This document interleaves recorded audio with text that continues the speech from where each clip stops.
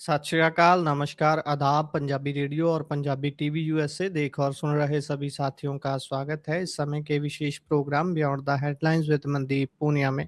हर रोज की तरह प्रोग्राम में मनदीप पूनिया जी का साथ होता है और देश विदेश के साथ जुड़ी हुई अहम खबरों पर होती है बातचीत। सबसे पहले करते हैं पूनिया जी का प्रोग्राम में स्वागत। बहुत बहुत स्वागत है पूनिया जी। जी, नमस्कार, सत श्री अकाल, आदाब। नमस्कार, सत श्री अकाल, आदाब। रुख खबरों का करते हैं। सबसे पहले बात राम मंदिर के चंदे में हुई चोरी को लेकर। एक आरोपी के घर में संदूक मिला है जिसके ऊपर लिखा हुआ था राम राज्य कोष, क्यूआर कोड भी चिपका हुआ था उसके ऊपर। अभी धीरे-धीरे जैसे परतें खुल रही हैं, लगता नहीं है कि ये मामला जल्द सॉर्ट आउट होगा और इसको अगर विपक्ष की पार्टियाँ अब भुनाने में लगें तो ख़ासा इसमें से वो अपना फ़ायदा भी निकाल पा रही हैं। देखिए गुरप्रीत, जो राम मंदिर में चढ़ावे की जो चोरी हुई है, चंदे की जो चोरी हुई है, वो इस समय खासकर हिंदी बेल्ट में एक बड़ा मुद्दा बना हुआ है। उत्तर प्रदेश, मध्य प्रदेश, उत्तराखंड, दिल्ली, क्योंकि आपको पता है कि यहाँ पर काफ़ी धर्म को लेकर काफ़ी आपको आपको पता है आरएसएस ने, बीजेपी ने धर्म का ज़्यादा छोक लगा रखा, तो लोग उस हिसाब से अब ज़्यादा प्रभावित भी हैं। कई लोग आप वीडियो देखते होंगे सोशल मीडिया पे, कैसे लोगों की रोने की वीडियो आती हैं, कैसे लोग नाटक कह लो या फिर उनकी भावनाएँ कह लो, कुछ भी लगा लो आप, वो सब करते हैं। राम मंदिर की जो चोरी का मामला है, चढ़ावे की जो चोरी का मामला है, अभी एसआईटी को 15 दिन और ज़्यादा इन्वेस्टिगेशन करने के लिए दे दिए गए हैं। आपको अगर बात बताएँ तो आज जो राम मंदिर ट्रस्ट के जो अध्यक्ष थे, नृत्य गोपाल दास, आज उ उन उन उनकी भी तबीयत बिगड़ गई। वो मेदांता में लखनऊ भर्ती हो गए हैं और उनको तकलीफ ये कहा जा रहा है कि उनको साँस लेने में तकलीफ हो रही है।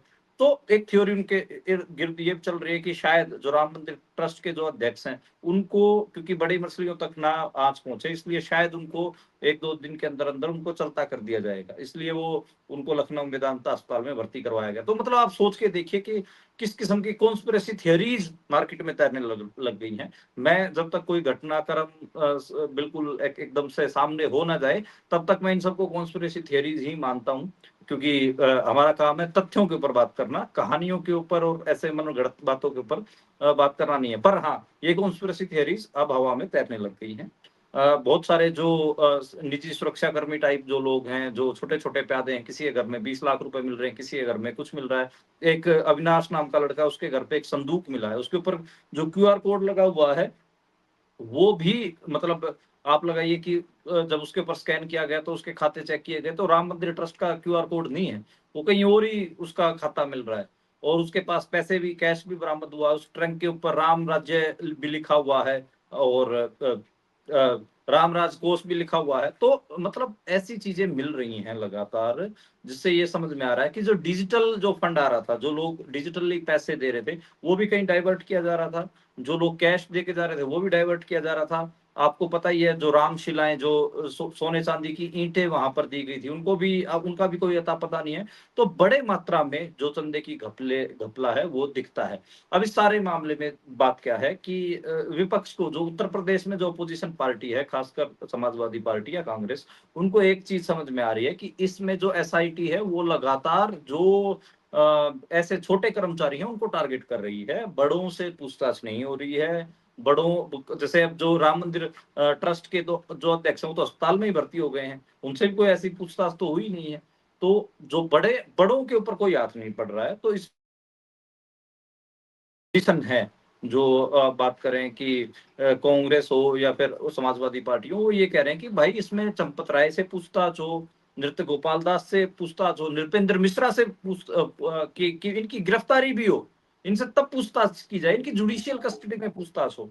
तो ये जी, लगातार विपक्ष वहाँ पर डिमांड कर रहा है। एक हिसाब से जायज़ भी है, कितनी बड़ी चोरी बिल्कुल। मतलब जितना इन्होंने पिछले 30-40 साल से इसको हवा बना के रखा, इस बात को इतना बड़ा बनाया, उसका जैसे ही वो मंदिर बना उसमें आप इतने बड़े लेवल की चोरी कर दे रहे हो, हज़ारों करोड़ का घोटाला कर दे रहे हो, तो फिर मुझे लगता है कि बिल्कुल इनकी जुडिशियल कस्टडी में ही इनकी जाँच इनसे पूछताछ होनी चाहिए। तो आपने मतलब पूरे हिंदू समाज की भावनाओं के साथ कहीं न कहीं आप खेल रहे थे, इसका मतलब तो ये है। आप इतने बड़े लेवल की आपने चोरी की है। तो ये मामला है गुरप्रीत, इसलिए जो अपोज़िशन है उसकी डिमांड भी मुझे जायज़ लगती है कि जो ये बड़े प्लेयर्स हैं, इनकी भी गिरफ्तारी हो। और कोई इन बड़े प्लेयर्स में से इधर उधर टपक ना जाए, तो ये जो कॉन्स्पिरेसी थियरी है कि कोई मर मुर ना जाए, तो इस ये भी सच्ची सच्ची साबित ना हो जाए, इसलिए उनका भी ख्याल रखा जाए। तो उस बात का भी ख्याल रखा जाए। देखिए सारा दामोदार तो अब बीजेपी के पास ही है, बीजेपी के ही कई बड़े प्लेयर्स इसमें शामिल हैं, पता नहीं वो अपने बंदों को बलि पे चढ़ाएगी या नहीं चढ़ाएगी, या फिर छोटे जो एक सुरक्षा कर्मचारी टाइप जो आदमी होते हैं, नहीं कोई फंसा वसा के इन्हीं से ही केस को सोल्व कर लेगी, कुछ पता मतलब अभी क्लैरिटी है नहीं। हाँ, विपक्ष की डिमांड में जरूर दम है कि भाई इसमें जो बड़े प्लेयर्स हैं उनकी भी गिरफ्तारी और जुडिशियल कस्टडी में उनकी कहीं ना कहीं इंक्वायरी होनी चाहिए। जी। और इससे अगर आगे बढ़ें तो भारत और पाक की 117 प्रमुख हस्तियों ने मोदी और शाहबाज को पत्र लिखे हैं। क्या है ये पत्र और इसका इस समय क्यों इतना वैल्यू है कि 117 लोगों ने ही एक साथ लिख दिया, दोनों तरफ से वो भी? देखिए इसमें जो 117 जो मुख्य हस्तियां हैं भारत की, उसमें बहुत सारे पूर्व अफसर हैं, सामाजिक कार्यकर्ता हैं, राजनीतिक हस्तियां हैं बड़ी बड़ी। तो इन सब ने बेसिकली ये पत्र लिखा है कि भाई भारत नरेंद्र मोदी और शहबाज शरीफ दोनों जो जी। प्रधानमंत्री दोनों मुल्कों के, इनके नाम पे ज्वाइंट लेटर लिखा है। इसमें जो साबका चीफ मिनिस्टर हैं कश्मीर के फारूक अब्दुल्ला साहब, महबूबा मुफ्ती, आरजेडी के जो एमपी हैं, सांसद हैं मनोज झा, या फिर और भी बहुत सारे अपोजिशन पार्टियों के सांसद, पाकिस्तान की तरफ से जो साबका विदेश मंत्री हैं खुर्शीद महमूद कसूरी, और उसके अलावा वहां के भी बड़े बड़े सियासतदान और आईएएस अफसरों के उसके ऊपर मैं देख रहा था कि हस्ताक्षर थे। इन सब ने ये कहा है कि भाई ये जो दोनों देशों के बीच में जो टकराहट है, जो कड़वाहट है, उसके बीच में दोबारा से बातचीत शुरू होनी चाहिए। जम्मू कश्मीर समेत जो बाकी ऐसे मुद्दे जिन पे बायलैटरल यानी दोनों मुल्कों के बीच में जो बातचीत होती थी वो दोबारा शुरू हो, किसी तीसरे मुल्क की जरूरत नहीं है। मिलिट्री टकराव जो आपस में जो सेनाओं का जो टकराहट जैसी स्थिति पैदा हो रही है उसको कम किया जाए, उसके लिए ठोस कदम उठाए जाएं। लोगों के बीच में जो तालमेल है वो बढ़ाया जाए, और जो पहले एजुकेशनल या फिर कल्चरल जो एक्सचेंज होते थे, वो जो संबंध थे वो बेहतर किए जाएं। क्रिकेट और बाकी के जो खेल कूद में जो आपको पता है कि जो कड़तन के कारण जो दोनों ही मुल्कों के बीच में सीरीज तो हो ही नहीं रही कि पाकिस्तान और भारत की द्विपक्षीय कोई सीरीज हो रही हो, ऐसा भी नहीं हो रहा। तो और इवन एक दूसरे के मुल्क में खेलने तक से ऐतराज हैं, तो वो दोबारा से शुरू हो, दोनों देशों के हवाई मार्ग खुले, वीजा प्रक्रिया आसान बनाई जाए, दोनों देशों के में दोबारा से हाई कमिश्नर एस्टेब्लिश हों, जो करतारपुर कॉरिडोर, अटारी वाघा बॉर्डर सब दोबारा नॉर्मल, वहां पर नॉर्मल आए और दोनों देशों के बीच में कारोबार भी दोबारा से शुरू हो। तो इन चिट्ठियों का जी। मकसद तो ये जो चिट्ठी लिखी गई 17 लोगों की, इसका क्रक्स तो ये है। देखिए अगर आप मेरे को सैद्धांतिक मेरी पोजीशन से आप जानना चाहेंगे तो गुरप्रीत मैं कहूंगा कि इस चिट्ठी की जरूरत थी, ये चीजें हों। दो मुल्क जो आपस में पड़ोसी मुल्क हैं उनके बीच में कड़तन जितनी ज्यादा होगी उतना ही उनका दोनों का नुकसान होगा। कड़तन दोनों के बीच में जो कड़वापन है, कड़वाहटें हैं, वो दूर करनी चाहिए। जो मसला है वो बातचीत ही है दोनों के बीच में। चाहे आप सोचो कि एक दो से एक एक दो पड़ोसी अगर साथ में लड़के रहेंगे, हमेशा लड़ते रहेंगे, तो एक दूसरे का नुकसान ही होगा। कभी वो उसके खिड़की के ऊपर पत्थर मारेगा, कभी वो उसके दरवाजे के सामने कूड़ा फेंक के जाएगा, तो यही चलता रहेगा।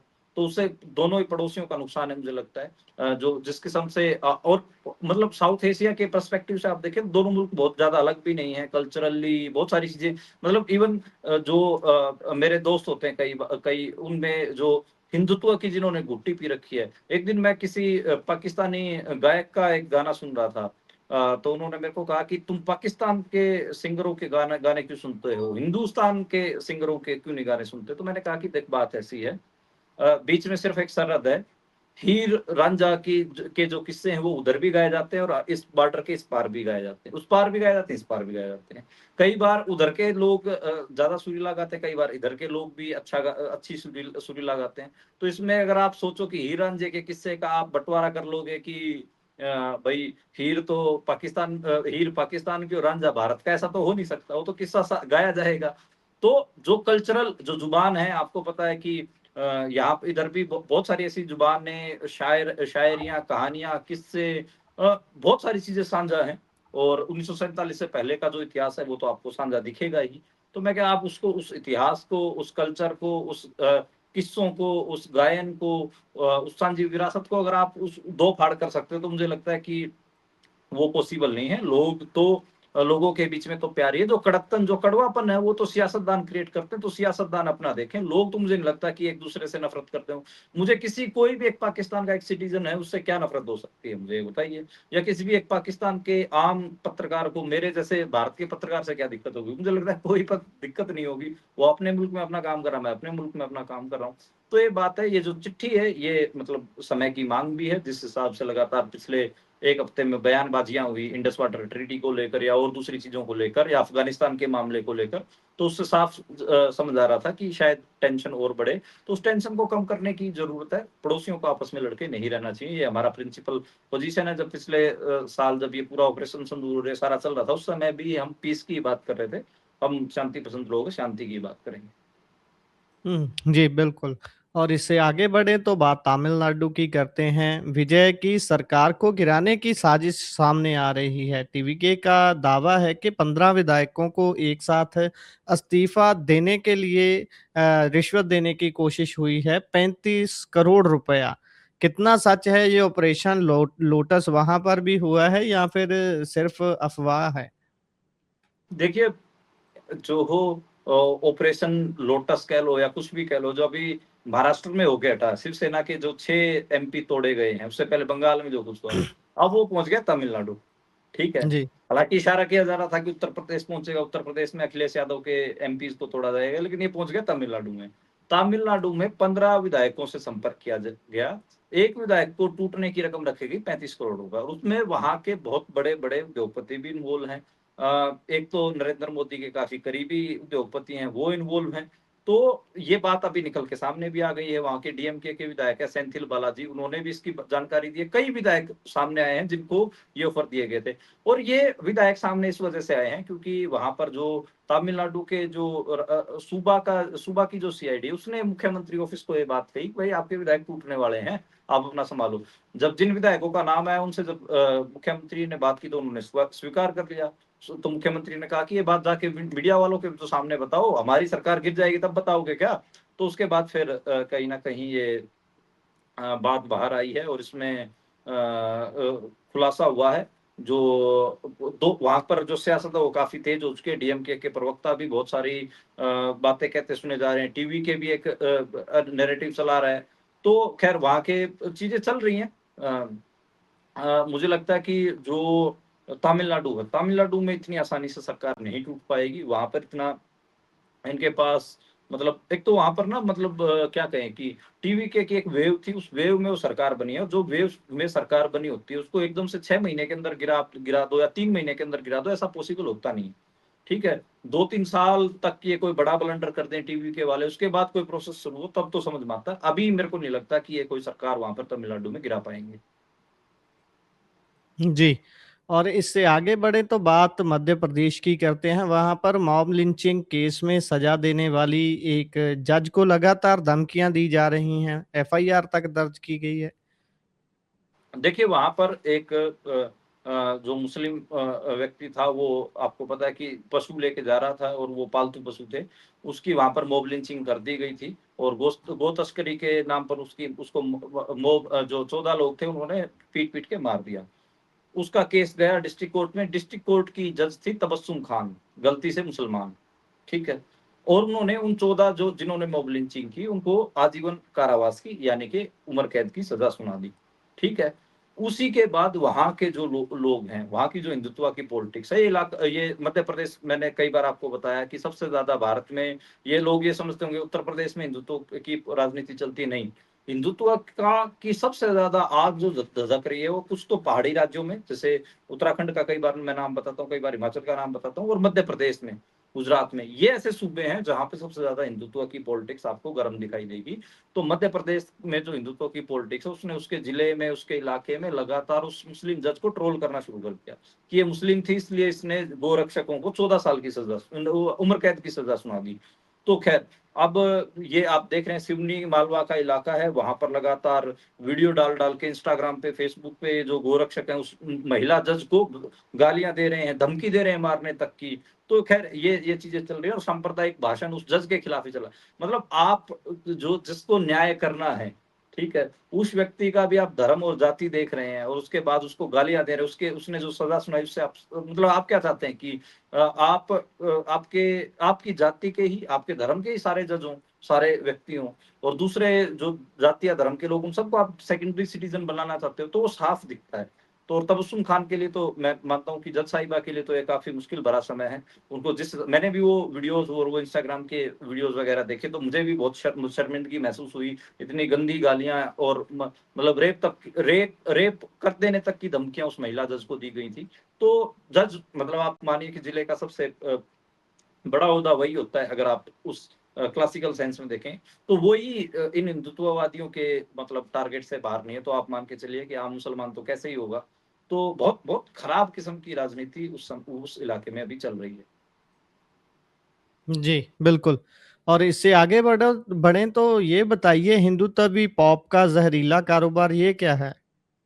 देखिए एक हिंदुत्व पोप का मतलब ये है कि ऐसे गाने जिनमें बेसिकली जो कम गिनती के लोग हैं, खासकर मुसलमान हैं, उनके खिलाफ नफ़रत और हिंसा के वायलेंस के गाने गाए जाते हैं। अब जैसे मैं एक गाने के आपको बोल सुनाता हूँ, आपको भी लगेगा कि ये बहुत घटिया किस्म का गाना है और तुरंत जी, एफआईआर होनी चाहिए ऐसे व्यक्ति के, लेकिन वो लाखों में और करोड़ों में वो गाने पैसे कमा रहे हैं। गाने के जी, बोल हैं, जब मुल्ले काटे जाएँगे हम राम राम चिल्लाएँगे।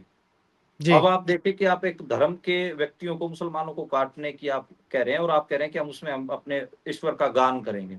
कितना घटिया गाना है। हेट क्राइम बिल्कुल इसमें साफ स्पष्ट नज़र आ रहा है। ऐसे गाने को बैन किया जाना चाहिए, ऐसे सिंगर को जेल भेजी जानी चाहिए, लेकिन हो उल्टा रहा है।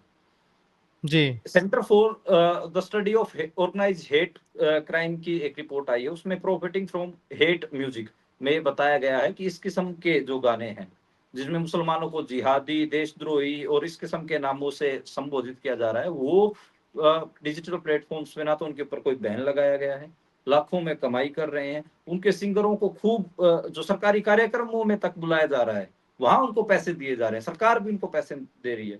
तो ये काफ़ी काफ़ी खराब स्थिति है और इसमें अगर आप देखेंगे तो जो नफ़रत का कारोबार है, ये जो ये रिपोर्ट है, ये 2025 से 2026 तक 1 साल के अंदर जो गाने आए हैं, जिन्होंने YouTube, Spotify, Apple Music, Meta इन सब में जो पैसे कमाए हैं, उनको लेकर प्रकाश डाला, नज़र डाली और उसमें देखेंगे तो आप बहुत बड़े नंबर पे ये जो हेट सॉन्ग हैं, इनकी गिनती निकल कर आई है। इसमें धर्म परिवर्तन, लव जिहाद, अल्पसंख्यकों को मारने की धमकियाँ, ये सब इसमें शामिल है और तकरीबन 210 ऐसे मीडिया प्लेटफ़ॉर्म्स देखने को मिले जिन पे ये गाने लगातार मतलब मुस्लिम लड़कियों को टारगेट कर रहे हैं, मुसलमानों को टारगेट कर रहे हैं, बच्चों को टारगेट कर रहे हैं, तो काफ़ी बहुत बहुत गंदे किस्म का प्रोपेगेंडा और बहुत गंदे किस्म के गाने चलाए जा रहे हैं।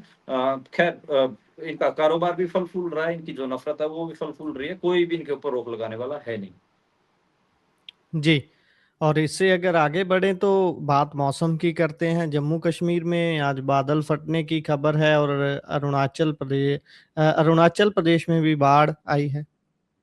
देखिए, जम्मू कश्मीर के डोडा इलाके में सुबह-सुबह 2 बार बादल फटा है। इसके अलावा और भी कई ऐसे इलाके हैं जहाँ पर बादल फटने के कारण बाढ़ आई है। तो ढेर सारी जगह पे लैंडस्लाइडिंग देखने को मिली, जो पहाड़ के मलबे हैं, वो भी बादलों के साथ आए हैं।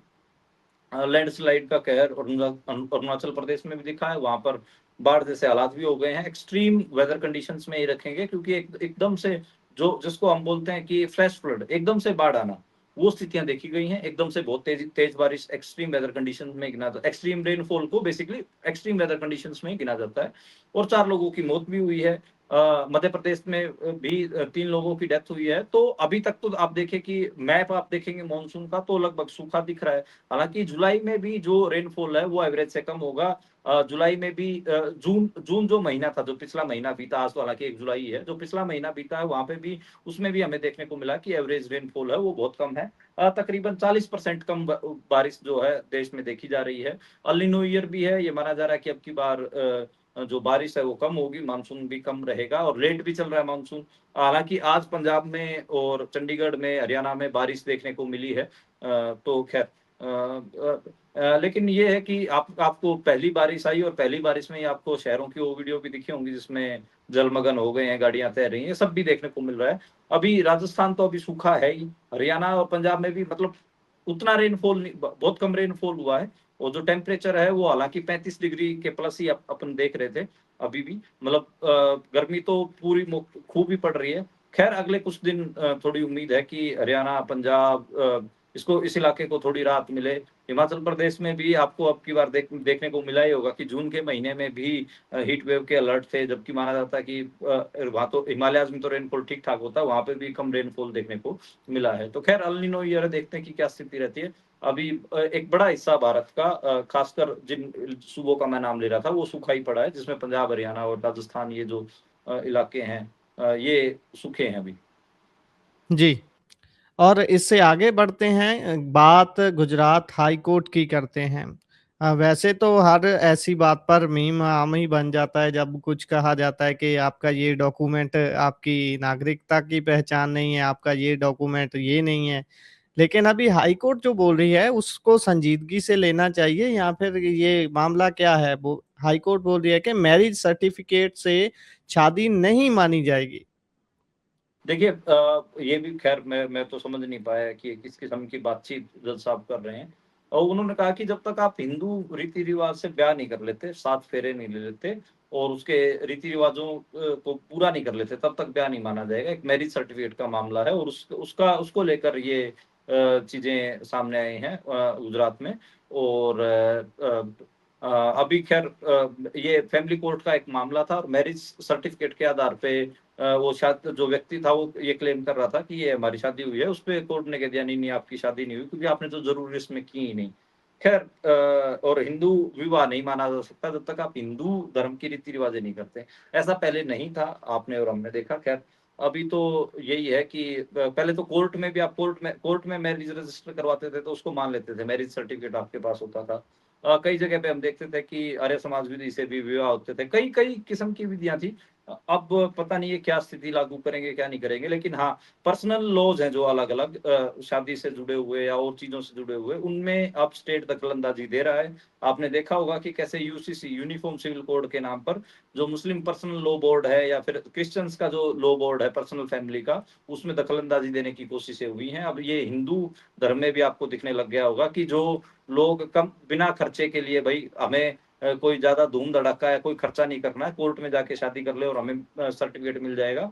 उनके लिए जी। भी अब इन्होंने बाधा क्रिएट करनी शुरू कर दी है। तो ये नहीं है कि आज सिर्फ़ मुसलमानों को और क्रिश्चियनों को ही झेलनी पड़ेगी, तो यहाँ हिंदू धर्म में भी दिखने लग गई है कि जो कम खर्चे के ब्याह वाले लोग थे, उनको भी अब रीति-रिवाज़ें करनी पड़ेंगी ताकि उनकी शादी मानी जाए। जी। और इससे आगे बढ़े तो पंजाब में आज कुछ महिलाओं के खाते में पैसे आए हैं, 1100 करोड़ रुपया सरकार ने ट्रांसफ़र तो किया है, साथ-साथ में आज धड़ाधड़ प्रोग्राम भी किए गए हैं। हर हल्का इंचार्ज, हर एमएलए ने अपने-अपने एरिये में स्पेशल हॉल बुक कर के महिलाओं को बिठाकर फ़ोन लहराए हैं, फ़ोन दिखाए हैं कि ये लीजिए आपका मैसेज आ गया, वादा पूरा कर दिया सरकार ने। मतलब पैसे आएँ, ना आएँ, कितने आएँ ये मैटर नहीं करता, लेकिन उसको पूरे तरीके से कैसे कैश इन करना है अपने लिए वो पूरी तैयारी है। देखिए आप ये मान के चलिए कि जो ऐसी स्कीमें जिनमें सरकारें कैश बेनिफिट दे रही हैं, चाहे वो किसी भी सूबे की हों, वो उसको अपने चुनावी एजेंडे के लिए बुला रही हैं। आपने बिहार में भी देखा, मध्य प्रदेश में भी देखा, लाड़की बहन योजना देखी आपने आपने महाराष्ट्र में भी देखा और आपने हर जगह देखा जहाँ पे औरतों के खातों में पैसे डाले गए और चुनाव से ठीक पहले डाले गए और उसका फ़ायदा भी जो मौके की हुकूमत थी उसको मिला। ये सब आप चीज़ें देख चुके हैं। मुझे लगता है कि जो ये पंजाब में ये भगवंत मान जो मॉडल अपना रहे हैं, ये कोई नया नहीं है, ये वहीं उन दूसरे सूबों से सीख के आके ये यहाँ पर रेप्लिकेट कर रहे हैं। वहाँ पर भी अमाउंट जैसे एकदम से एक-एक महीने का नहीं डाला गया, एकदम से जब 2-3 महीने का इकट्ठा हो गया ताकि ज़्यादा अमाउंट लगे, वो डाला गया। अभी जैसे 3 महीने का एक अमाउंट इकट्ठा डाला गया, तकरीबन 1100 करोड़ रुपए ये बताया जा रहा है कि सरकार की तरफ से दावा किया गया है कि 1100 करोड़ रुपए उन्होंने पंजाब की महिलाओं को दिए हैं। उसमें जो दलित महिलाएँ हैं, उनको 1500 रुपए महीना मिलेगा, उसके और जो सामान्य वर्ग की महिलाएँ हैं, उनको ₹1000 महीना और 3 महीने का एक अमाउंट इकट्ठा दिया गया है, तो आपको समझ ही गए होंगे कि 3000 जो अमाउंट है, वो सामान्य वर्ग की महिलाओं को मिला है, ₹4500 के आस-पास जो है, वो दलित महिलाओं को मिला है। तो ये कैश स्कीम है, कैश ट्रांसफर स्कीमें हैं और इसमें वेलफेयर स्टेट आजकल सुविधाएँ देने की बजाय ये कह रहा है कि हम आपको पैसे दे देंगे, आप उस पैसे से कुछ भी करिए। मैं इसके लिए एक चुटकुला सुनाता हूँ आपको, आपको थोड़ा-सा समझ में आएगा कि शायद सोशल वेलफेयर ये देखिए पॉलिटिकल चुटकुला है गुरप्रीत, सोशल वेलफेयर स्टेट के ऊपर एक चुटकुला। एक मुर्गी खाना था और मुर्गी खाने में एक जो मुर्गी खाने का मालिक था वो क्या करता था, वो दाना चोगा खिलाता रहता था मुर्गियों को। तो वहाँ पर जो फ्लाइंग थी वो आती थी ये चेक करने के लिए कि मुर्गियों को क्या खिलाया जा रहा है। तो फ्लाइंग आती और वो उस मुर्गी के फार्म हाउस के मालिक से पूछती कि क्या खिला रहे हो? वो कहता कि मैं तो गेहूँ के दाने खिला रहा हूँ। तो वो कहते कि अरे! आप बाजरे के दाने क्यों नहीं खिला रहे? इससे तो कुपोषण आ जाएगा मुर्गियों में, और कोई ना कोई बहाना बना के उसको वो फाइन लगा के चले जाते थे। उसको ही अब आप इसको थोड़ा-सा मैं बोलता हूँ कि फिर दोबारा आए तो दोबारा उसने कहा कि मैं बाजरे के दाने खिला रहा हूँ। तो उसने कहा, "अरे! बाजरे के दाने तो ठीक है, तुम्हें सरसों का तेल क्यों नहीं पिला रहे हो मुर्गियों को?" तो तीसरी जी, बार आए तो उसने मुर्गी के फार्म के मालिक ने कहा कि उन्होंने पूछा कि क्या खिला रहे हो? बोला, "मैं कुछ नहीं खिलाता जी, मैं तो हर एक मुर्गी की चोंच में ₹10 टाँग देता हूँ। उसका जो जी करे वो जाके खा जाती है मार्केट से।"